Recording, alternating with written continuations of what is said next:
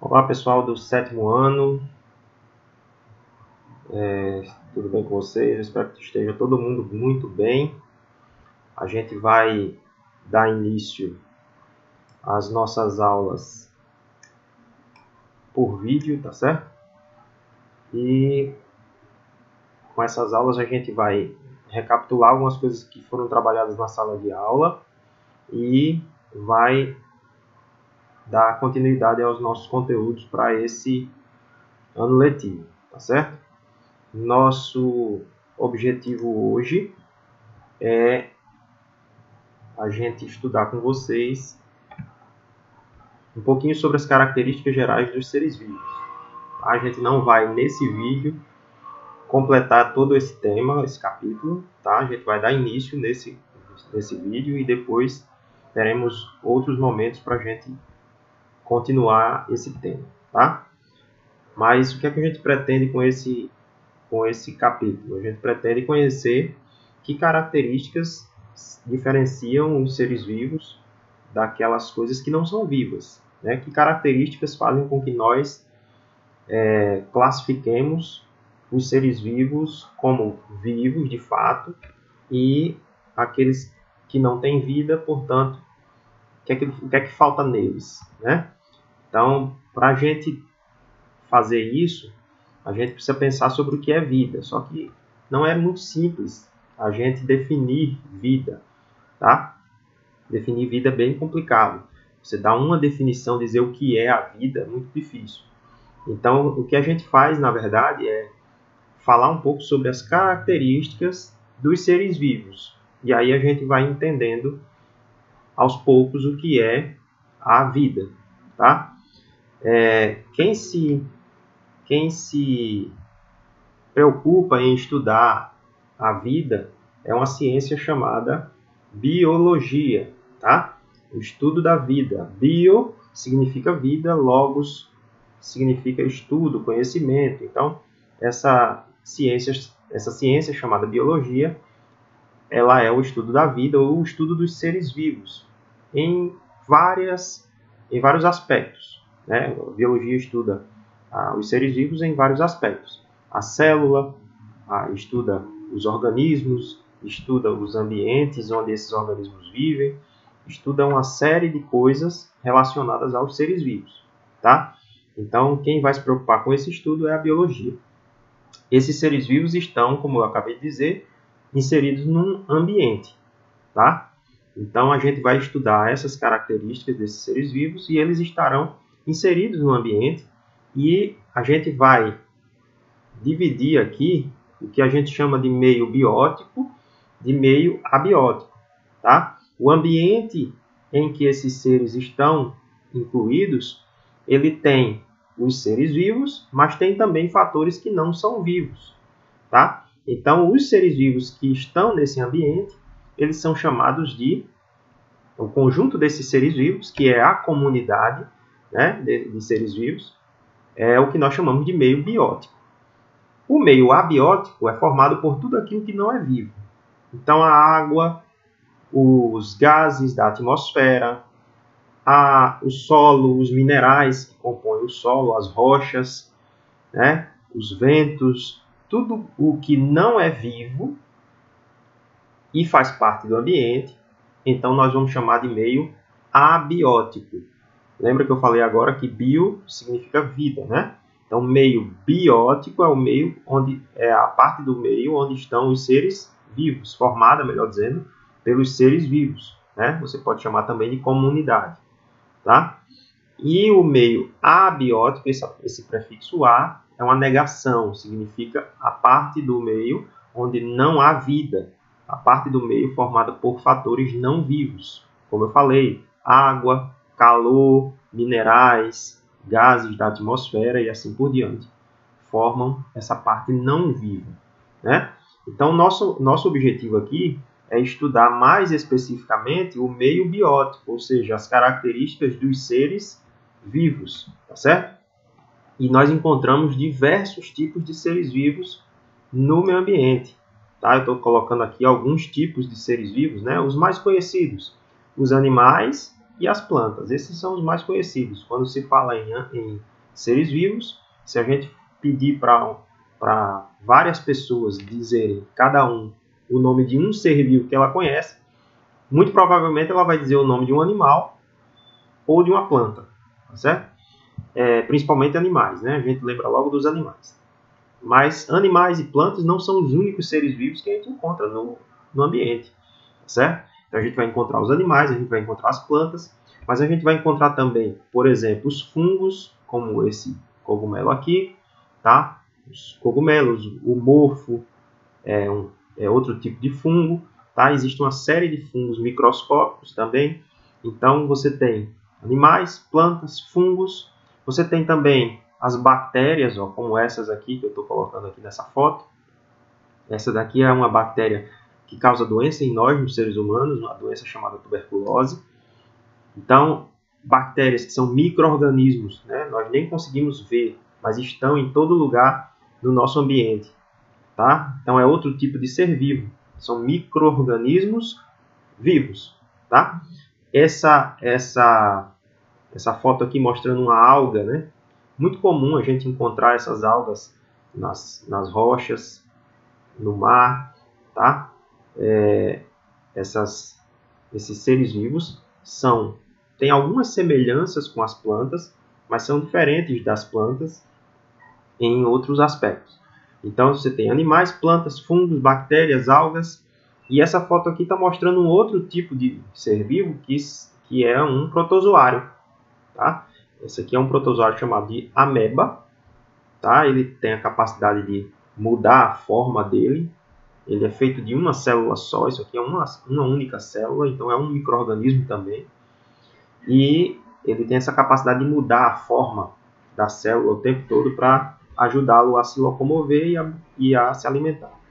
Então, veja, seres vivos não são só animais e plantas. Né? Temos diversos outros seres vivos, algas, bactérias, protozoários, fungos e assim por diante.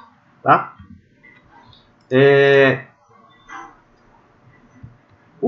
Uma coisa que vai ser muito comum, uma coisa que eles têm em comum, na verdade, é a sua composição química. Ou seja, de que eles são feitos? De que eles são feitos? Que substâncias formam o corpo dos seres vivos? Né? E, em geral, eles são formados pelas mesmas substâncias. Nós separamos essas substâncias em dois tipos. As substâncias inorgânicas e as substâncias orgânicas. As substâncias inorgânicas são a água e os sais minerais. E as substâncias orgânicas são os carboidratos, os lipídios, as proteínas e os ácidos nucleicos. São chamadas de orgânicas porque são produzidas dentro do corpo de organismos vivos. Tá certo? Carboidratos, lipídios, proteínas, ácidos nucleicos, portanto, são substâncias orgânicas. A água e sais minerais são substâncias inorgânicas. Tá? Esse gráfico aqui é só um exemplo em relação às quantidades dessas substâncias no corpo de seres vivos. Tá? Isso pode variar, obviamente.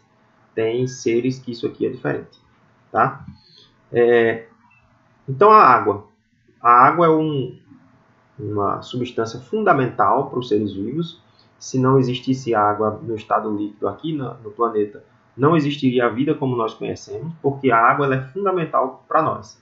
Tá? Ela é o meio onde ocorrem todas as reações químicas das células. Então, dentro das nossas células, ocorre uma série de reações químicas que nos mantêm vivos, e essas reações químicas ocorrem no meio aquoso, no meio com água. Então, é necessária a presença da água para que essas reações químicas aconteçam. Além disso, a água é uma das matérias-primas para a fotossíntese. Quando uma planta, né, recebe luz solar, ela faz fotossíntese, mas ela só faz fotossíntese se ela tiver disponível água, gás carbônico e minerais. E aí ela pega essa energia da luz e transforma tudo isso em alimento. Lembrando que fotossíntese é a produção de alimento da planta, das algas também. Tá? De quebra, ela acaba liberando oxigênio para o meio através da fotossíntese. É uma coisa que a gente já vem estudando desde lá de trás. Falamos muito sobre isso no 6º ano, né? E até em séries anteriores. Tá bom? Então, veja, a água ela é fundamental, porque se não existisse a água, não haveria fotossíntese e, consequentemente, não haveria alimento para os seres vivos. E ela também é um regulador térmico. O que é que significa regulador térmico? A água ajuda a controlar a nossa temperatura, a temperatura do corpo dos seres vivos. Por exemplo, através do suor. Quando está quente, quando você está fazendo uma atividade física e aí o seu corpo produz calor. Então, uma das formas de a gente eliminar esse calor, para que a gente não tenha problemas, é liberando água do corpo. E aí essa água evapora, levando consigo o calor. Então, o suor, é uma das formas que a gente tem para eliminar calor do nosso corpo e controlar a nossa temperatura. As plantas, elas também transpiram, elas também liberam água para o meio ambiente na forma de vapor. E isso também ajuda a regular a temperatura do corpo dos vegetais, tá bom? Então a água ela é fundamental por muitas coisas. Estou dando só aqui alguns exemplos, tá? E aí nós chegamos nos minerais. Os minerais são substâncias diversas, Nós temos vários tipos de sais minerais no nosso corpo, tá? Minerais que tem cálcio, que tem ferro, fósforo, potássio, uma série de minerais no nosso corpo ajudam a controlar vários processos importantes, ajudam para que a gente consiga desempenhar várias funções do nosso corpo. E aí a gente não vai entrar no detalhe de cada mineral, o que é que ele faz, ou qual a importância dele, tá? Estou falando aqui de uma forma geral, tá? Mas eu coloquei aqui, por exemplo, a contração de um músculo. A contração de um músculo só é possível porque existem minerais como, por exemplo, o cálcio, o sódio, o potássio, que estão atuando para que a pessoa consiga fazer a contração muscular. Tá? A formação de impulsos nervosos. Opa, voltar aqui. A formação de impulsos nervosos no cérebro, Você vai mandar uma ordem, por exemplo, para o seu braço levantar. Então, essa ordem tem que sair do cérebro, tem que chegar no músculo dos braços para você poder levantar o seu braço. Então, essa ordem ela é enviada por meio de uma corrente elétrica, que é chamada de impulso nervoso. Esse impulso nervoso só se forma com a ajuda de minerais. Então, tem uma série de coisas no nosso corpo que só vão acontecer com o auxílio de minerais. Alguns hormônios do nosso corpo só são produzidos quando você tem alguns minerais. Então, tem muita coisa que acontece, não só nos seres humanos, mas também em todos os seres vivos, que é importante a presença dos minerais para que aconteça. Tá? Os carboidratos. Os carboidratos, muita gente costuma chamar os carboidratos de açúcares, tá? Mas eu prefiro chamar de carboidratos mesmo, que quando falar açúcares dá a impressão de que todos eles têm um sabor doce e isso não é verdade. Tá? Carboidratos, na maioria das vezes, têm função de fornecer energia ao corpo dos seres vivos, como por exemplo nós. Tá? A glicose é um dos principais carboidratos energéticos que a gente tem. Tá? A frutose é um carboidrato que você encontra nos frutos, o nome já está dizendo. A sacarose é o carboidrato que constitui o açúcar que a gente tem em casa. Então, essa sacarose, quando você come alguma coisa que tem açúcar, então ela vai ser quebrada dentro do nosso corpo para ser transformada em glicose, em frutose, e aí esses carboidratos vão ser usados dentro das nossas células para produzir energia. É essa energia que mantém a gente vivo, tá? Então, quando você come massas em geral, pães, bolo, macarrão, biscoitos, tudo isso é muito rico em carboidratos, tá certo? Existe um carboidrato chamado de celulose que ele não é energético, tá? Ele é apenas estrutural. Ele participa da estrutura da parede celular da célula vegetal. A célula vegetal tem uma parede ao redor, uma membrana bem grossa, que é formada por essa substância aqui, a celulose. Ela não tem função energética, tá? Então, por isso que quando você come alimentos de origem vegetal, o pessoal diz assim, esse alimento é rico em fibra. A fibra nada mais é do que a celulose, tá? E ela, no nosso corpo, ela ajuda o funcionamento do intestino. Para as plantas, ela é fundamental na formação da parede celular. Não é um carboidrato energético, tá certo? Os lipídios são a nossa reserva de energia, tá? No nosso caso, ele funciona como uma reserva de energia. Quem são os lipídios? São as gorduras, são os óleos e são as ceras, tá? Então, a gordura que a gente acumula, por exemplo, né, na barriga aqui, como tem nessa foto, essa gordura acumulada, ela é, na verdade, digamos assim, uma reserva mesmo, algo que você vai estar guardando para usar quando precisar. Então, você se alimentou, você gasta os carboidratos na produção de energia. Mas vamos supor que você não gastou tudo. Ficou uma parte que você não usou para produzir energia porque não precisou.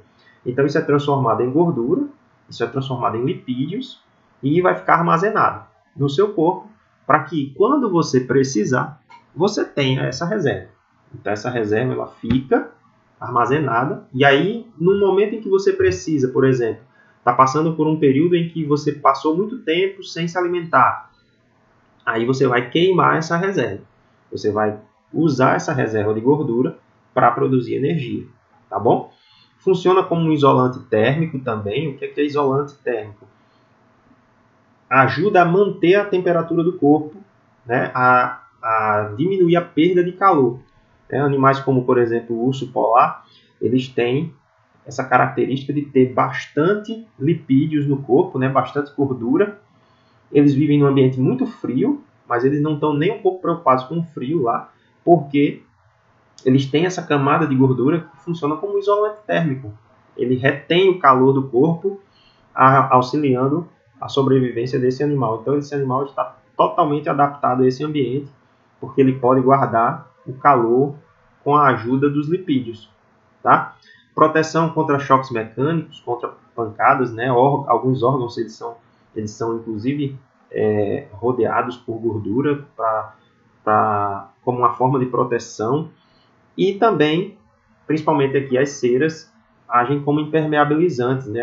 Algumas plantas elas têm nas suas folhas uma camada de cera que atua como um impermeabilizante, ou seja, não deixa que a água se perca, né? É uma forma de economizar água.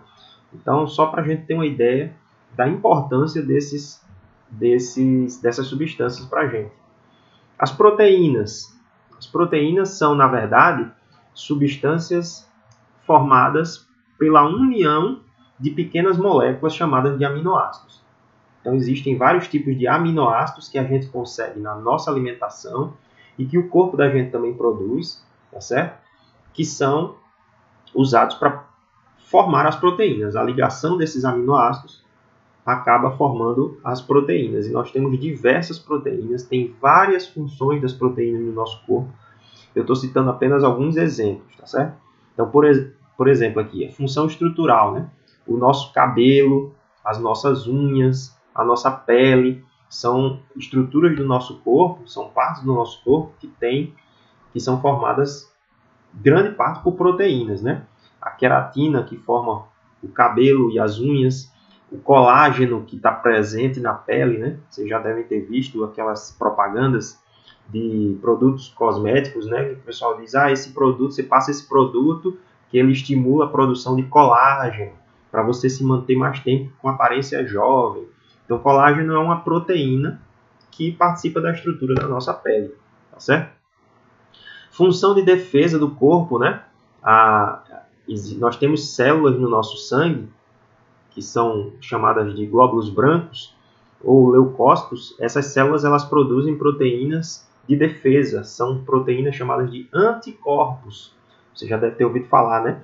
Anticorpos. E agora com essa história de coronavírus, aí é que a gente está ouvindo falar muito por exemplo, em vacina.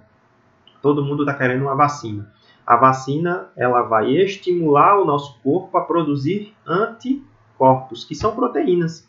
São proteínas que vão ficar circulando no sangue para atuar na defesa do seu corpo contra algum agente estranho, tá certo? Então, as proteínas elas têm função estrutural, têm função de defesa, como os anticorpos, tem função enzimática. O que é isso? Existem proteínas nos seres vivos que elas aceleram reações químicas. Reações químicas que demorariam muito tempo para acontecer, elas acontecem mais rapidamente por causa dessas proteínas. Quando você come um sanduíche, quando você come qualquer coisa, então dentro do nosso sistema digestório existe uma série de enzimas, que são proteínas que vão acelerar a digestão, as reações químicas da digestão. É só para dar um exemplo, tá? Proteínas de transporte, tá? Você deve estar vendo aqui essas células vermelhinhas, são células do sangue, são os glóbulos vermelhos do sangue, também conhecidos como hemácias. Essas células têm função de transportar o nosso oxigênio. O oxigênio que a gente respira vai para o sangue e é transportado por essas células, tá? Então, lá dentro da hemácia, lá dentro do glóbulo vermelho, existe uma proteína chamada hemoglobina, que se liga a esse oxigênio para fazer esse transporte. Então, só para você ter uma ideia de quantas funções as proteínas têm no corpo dos seres vivos. Veja que eu citei muita coisa aqui do corpo humano, porque é coisa que a gente conhece mais, tá? Mas todos os seres vivos têm uma série de proteínas, têm uma série que tem uma série de funções para eles também, tá certo? Os ácidos nucleicos são as substâncias que estão relacionadas com a nossa hereditariedade, ou seja, é o nosso material genético. O DNA e o RNA, que são tão falados e tão famosos, são ácidos nucleicos, tá bom? Então, qual é a função do DNA? O DNA ele comanda o funcionamento da célula e ele, por meio disso, ele acaba determinando as características dos seres vivos, tá? Então, ele fica dentro da célula, no núcleo da nossa célula, né? Alguns seres vivos não têm núcleo na célula, a gente vai falar disso daqui a pouco, tá? Mas o DNA está sempre presente dentro das células e ali ele traz as informações genéticas que dão a nós as nossas características, né? Então, essa criança, ela nasceu com o seu DNA formado pela mistura do DNA do pai com o DNA da mãe. Então, uma parte do DNA dessa criança foi mandado pelo pai. Outra parte foi mandada pela mãe. Metade, digamos assim. Metade do DNA veio do pai, metade do DNA veio da mãe. Se misturaram, essas duas metades se misturaram, formaram o DNA da criança. Então, o DNA é quem determina as características desse novo indivíduo, né? E ele comanda o funcionamento da célula. É ele que tem as informações para que a célula produza determinadas substâncias. Então, essa é a função do DNA. E o RNA auxilia esse processo, tá? Então, essas são as substâncias que formam o corpo dos seres vivos. E aqui eu dei uma rápida pincelada para a gente entender mais ou menos para que elas servem. Mas, veja, todas essas substâncias elas estão formando a nossa principal unidade, que é a célula, tá bom? Mas, há algum tempo atrás, a gente nem sabia que existia esse negócio de célula. Hoje, existe o que nós chamamos de teoria celular e para a gente hoje não é novidade mais que todo ser vivo é formado por células. Não importa se ele é planta, animal, fungo, bactéria, alga, protozoário, não importa. Todos os seres vivos são formados por células. Mas esse conhecimento não era, né, assim desde sempre, tá? Até o século XVII, a gente nem sabia o que era célula. As pessoas não sabiam o que era uma célula, tá? E aí apareceu esse cidadão aqui, chamado Robert Hooke, e esse cara, por meio de um microscópio que ele mesmo fez, ele conseguiu observar pequenos espaços pedaço de cortiça. E esses pequenos espaços, que ele chamou de células, a palavra célula tem esse significado de espaços vazios. Então, esses pequenos espaços, ele chamou de célula. E, na verdade, como ele estava trabalhando com material, com um tecido que era morto, ele viu apenas os espaços. Ele não conseguiu enxergar células vivas. Tá? Mas, depois, com o aprofundamento dos estudos, então, a gente chegou à ideia, já no século XIX, com esses cientistas aqui, de que todo ser vivo, não importa se for animal ou vegetal, ele é formado por célula. Animal, vegetal, micro-organismo, seja o que for. E com o avanço dos estudos também com outros cientistas, então chegou-se à ideia de que, sim, todo ser vivo é formado por células e toda célula se origina de outra pré-existente.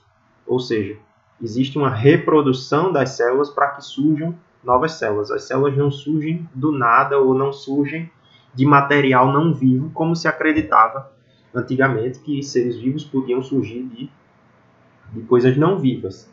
Hoje a gente sabe que todo ser vivo se origina de um outro ser vivo pré-existente. Isso vale para as células. Toda célula se origina de uma célula pré-existente. Então, esse conhecimento ficou conhecido como teoria celular. Então, a primeira característica dos seres vivos aqui, além da sua composição química, que eu quero mostrar para vocês, é a organização celular. Ou seja, já que todo ser vivo é feito de célula, vamos entender como é que é isso, né? Em primeiro lugar, a gente tem que lembrar, né, que célula não é uma coisa só. Células são vários tipos, existem vários tipos de células. Tá? Aqui você tem, por exemplo, aquela célula que eu mostrei para vocês agora há pouco, que é a célula vermelha do sangue, a hemácia. Aqui nesse desenho, uma bactéria. Aqui nesse outro desenho, um neurônio, que é uma célula do cérebro, por exemplo. Então, existem vários tipos de células diferentes nos seres vivos. Mas não importa, todos eles são feitos de células.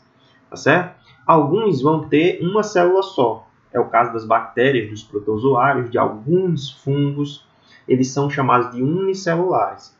Outros vão ter várias células, como é o caso dos animais, é o caso das plantas, é o caso dos cogumelos, que também são fungos. Então, esses são seres multi- ou pluricelulares. Então, olha o nome ajuda. Unicelular quer dizer formado por uma célula. Multi- ou pluricelular, formado por muitas células. Tá? Então, existe essa diferenciação. A única exceção para isso são os vírus. Os vírus não são unicelulares nem são multicelulares. Eles não têm células. Então, a gente chama de acelulares. Acelulares, quer dizer, não tem células. Tá? E isso é um dos motivos porque nem todos os cientistas consideram os vírus seres vivos.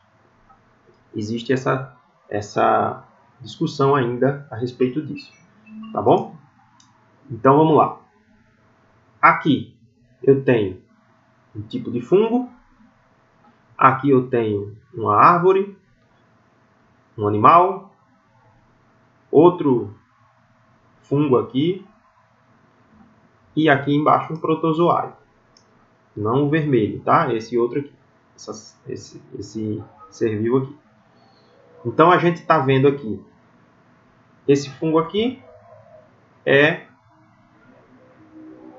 unicelular, tá certo? Aliás, desculpa, gente. Isso aqui é um tipo de bactéria, tá? Essa bactéria aqui, ela é unicelular. Veja, cada bolinha dessa é um tipo, ou melhor, é um indivíduo, tá certo? Então, são indivíduos formados por uma célula só, são unicelulares. Aqui você tem uma planta formada por várias células. Também um animal aqui, formado por várias células. O fungo aqui, esse cogumelo, formado por diversas células. E aqui um protozoário, formado por uma célula só também. Então, você tem bactérias e protozoários aqui como unicelulares. Fungo, no caso, pode ser unicelular ou pluricelular. Esse aqui é pluricelular. animais e plantas são pluricelulares. Então, é muito simples. Se tiver uma célula só, é unicelular. Se tiver várias células, é pluricelular. Tá certo? Vamos para frente. Chegamos, então, afinal de contas, todo ser vivo é feito por célula. Como é uma célula? Toda célula ela tem que ter três coisas. Três coisas. Você já não vai esquecer disso. Membrana plasmática, citoplasma e material genético. Toda célula tem que ter essas três coisas. Membrana plasmática é a película que fica ao redor da célula. Ela delimita a célula, ela dá os limites da célula e ela controla a entrada e a saída de substâncias da célula. Né? Tudo que vai entrar ou sair da célula precisa passar pela membrana. Então é ela que faz esse controle. O que é o citoplasma? O citoplasma é o espaço interno da célula, tá certo? E esse espaço ele é preenchido por um material de consistência gelatinosa, formado principalmente por água, proteínas e várias outras substâncias.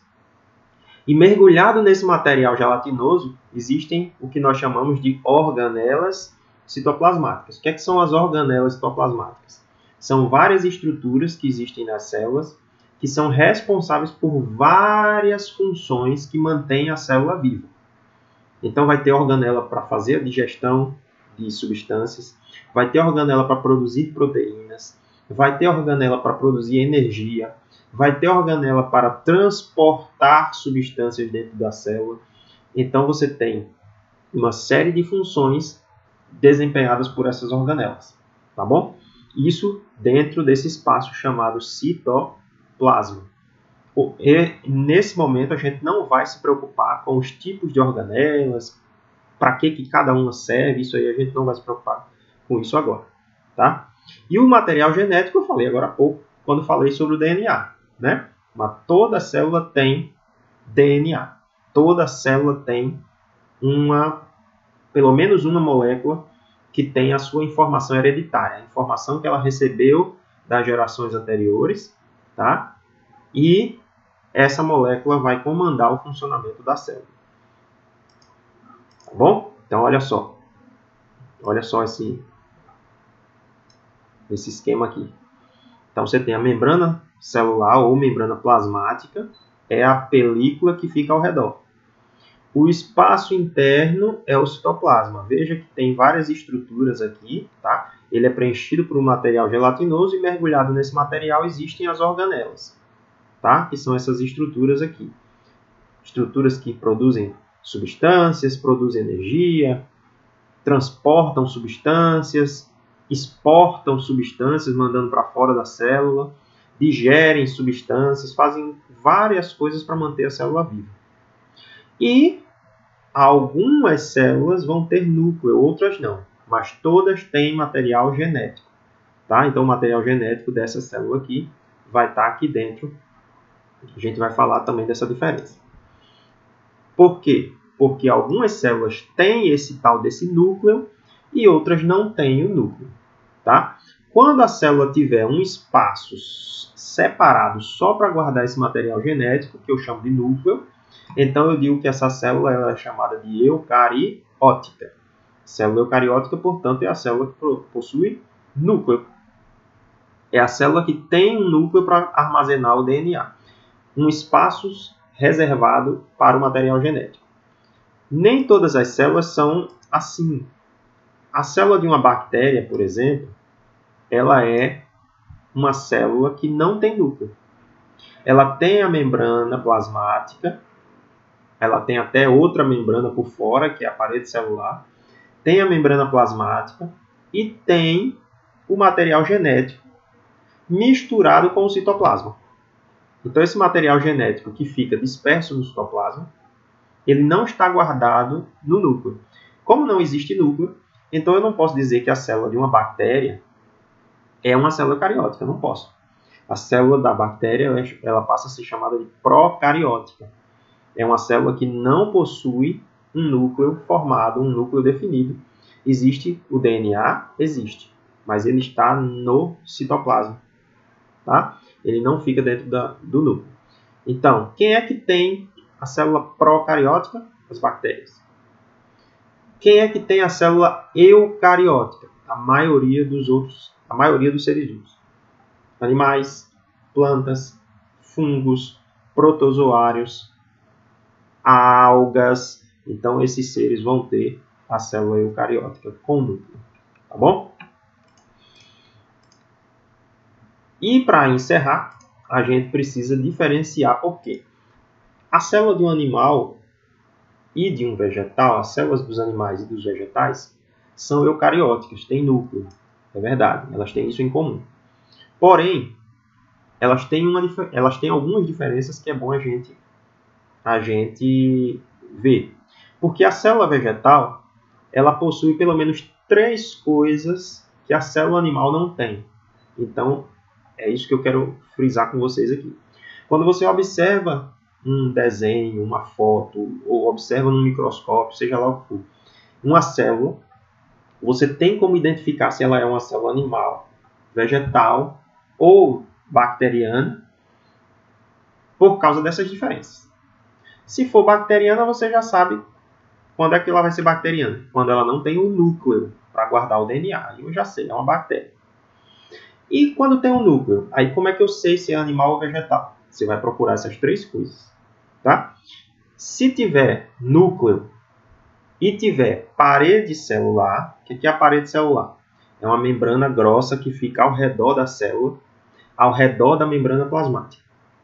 Fica por fora. Uma membrana mais grossa de proteção. Se tiver a parede celular, é porque é célula vegetal. E eu já falei lá atrás, essa parede celular ela é feita de celulose nas plantas. Tá? Nas plantas, essa parede celular é feita de celulose, aquele carboidrato. Se não lembra, dá uma voltadinha aí no vídeo que você vai ver. Tá? Então, a célula vegetal tem que ter a parede celular. A célula animal não tem. Só tem a membraninha plasmática fininha ao redor da célula. Outra coisa que a célula vegetal tem e a animal não tem são organelas chamadas de cloroplastos. Essas organelas são as grandes responsáveis pela fotossíntese. Eu vou já mostrar a imagem aqui e vocês vão ver. Elas são as responsáveis pela produção do alimento dentro da célula vegetal. Nós, animais, não produzimos o nosso alimento por meio de fotossíntese. Nós não produzimos o nosso alimento dentro do nosso corpo. Nós precisamos buscar alimento nos outros seres vivos. Nós precisamos nos alimentar de outros seres vivos para poder conseguir os nossos nutrientes. Os vegetais produzem seu próprio alimento, eles fazem fotossíntese. Então, eles têm uma organela que faz isso. São os cloroplastos. Tá? Então, toda célula vegetal vai ter parede celular, a célula vegetal vai ter os cloroplastos para produzir o alimento, e a célula vegetal também apresenta uma grande organela chamada de vacúolo, que nada mais é do que uma grande bolsa de água. Ela armazena água. Tá? Então, na hora que você tem lá uma plantinha que absorve a água do solo e manda essa água lá para as folhas, por exemplo, então a célula da folha tem lá um vacúolo, que é uma bolsa que se enche de água para manter a célula viva, porque essa água vai ser usada também na fotossíntese. Tá certo?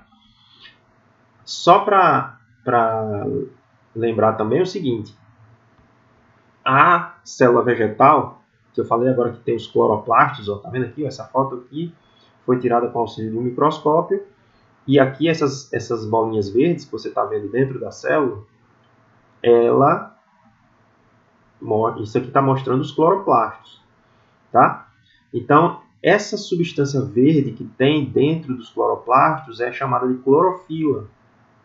A clorofila é quem absorve a energia da luz do sol para poder fazer a fotossíntese. Se não tiver clorofila, não faz fotossíntese. Então, é por isso que os animais não fazem fotossíntese, porque nós não temos clorofila. Tá bom? Então, olha só a diferença. Você tem aqui a célula animal e você tem aqui a célula vegetal. A célula animal tem membrana plasmática, fininha ao redor, né? Aqui está cortado para a gente ver dentro. Tem o citoplasma cheio de organelas, ok? E tem o núcleo com o DNA, beleza. A célula vegetal tem tudo isso, mas ela tem 3 coisas a mais. A parede celular, que é uma membrana grossa que fica ao redor da célula. Ela tem Os cloroplastos, que são essas organelazinhas verdes aqui, ó, dentro desses cloroplastos que está a clorofila para absorver a luz do sol. Então está aqui.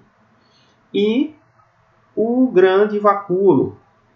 O vacúolo, que é essa organela que armazena água. Então aqui está o núcleo com o DNA, outras organelas no citoplasma, ok. Mas para eu diferenciar a célula animal da vegetal, eu vou procurar esses 3 elementos. Parede celular, cloroplasto e vacúolo. Se eu encontrar esses elementos, é porque a célula ela é vegetal. Se eu não encontrar esses elementos, é porque a célula é animal. Tá? E só para lembrar, quando é que a célula é bacteriana? Quando ela não tem o núcleo. Ela é procariótica. Então, ela não tem o núcleo, tá? Então, já seria diferente dessas duas. Tá bom, pessoal? Por hoje é isso. Dá uma olhada lá no material de vocês. Dá uma revisada. E no próximo vídeo a gente dá continuidade a esse assunto das características dos seres vivos. Valeu!